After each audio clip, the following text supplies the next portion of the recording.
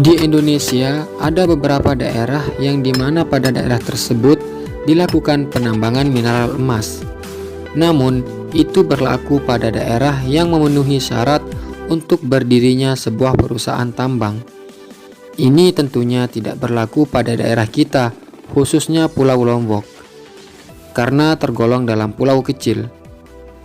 Pertambangan emas yang ada di Lombok kebanyakan adalah pertambangan rakyat, sehingga metode atau cara penambangan emas masih jauh dari kata aman, sehingga lebih banyak risiko dan dampak negatif daripada dampak positif yang ditimbulkan bagi masyarakat dan daerah.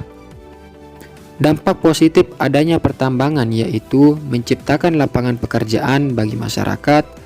Hasil produksi tambang dapat digunakan untuk memenuhi permintaan pasar, sehingga hasil tambang tersebut dapat meningkatkan pendapatan dan pertumbuhan ekonomi masyarakat dan daerah.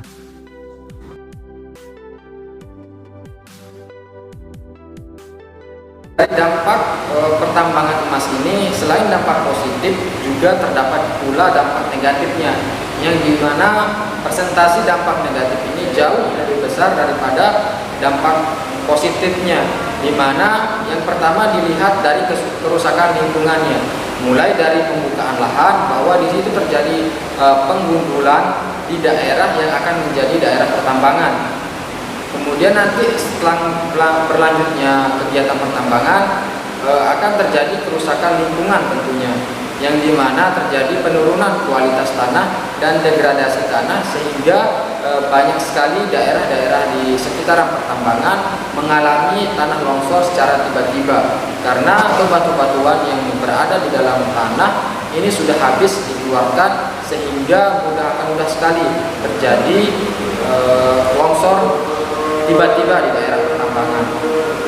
Kemudian juga di sisi lain, pengolahan emas menggunakan bahan kimia ini akan menyebabkan dampak yang sangat serius bagi masyarakat yang ada di sekitaran penambangan.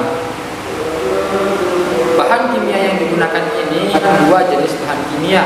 Yang pertama terdapat merkuri dan digunakan juga sianida, yang dimana ketika kita hendak mendapatkan emas jenis pasir itu lebih cocok digunakan untuk bahan kimia yang merkuri.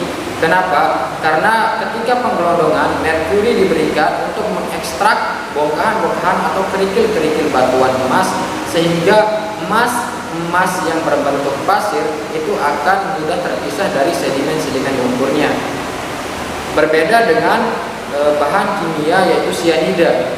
Sianida digunakan untuk mengekstrak lumpur-lumpur yang di dalam itu masih mengandung emas.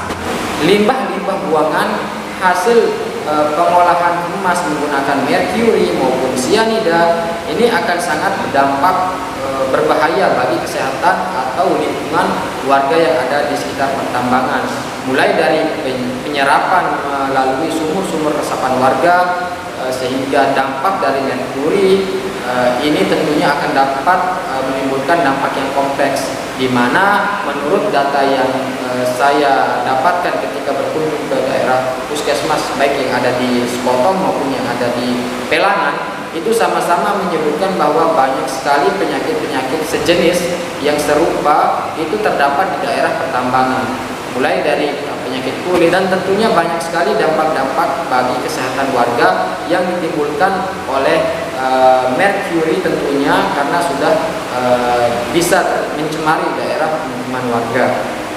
Air yang ada di tong ini kemudian akan dibuang ke tambak yang ada di sana, teman-teman. Jadi tambak itu adalah pembuangan sisa-sisa hasil pengelolaan emas yang ada di tong ini. Jadi hampir bisa dikatakan sebagian sianida terbuang ke limbah yang ada di samping saya ini. Dan ini juga menjadi pencemaran atau limbah dari pengelolaan emas ini sendiri. Nah, limbah ini juga sangat berbahaya bagi masyarakat yang ada di sekitar. Nah, takutnya nanti akan mengalir ke daerah-daerah resapan yang ada di halaman rumah warga.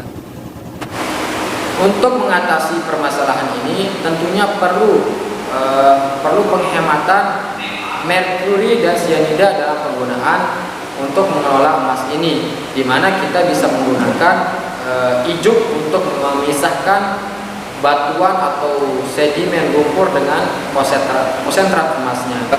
Di samping itu juga masyarakat harus kembali mencari inovasi-inovasi lain untuk menggantikan pertambangan ini dengan pertanian atau sejenisnya. Jadi menurut data yang kami dapat juga dari wawancara dengan masyarakat, bahwa kandungan emas yang ada di sekotong ini juga sudah mulai menipis.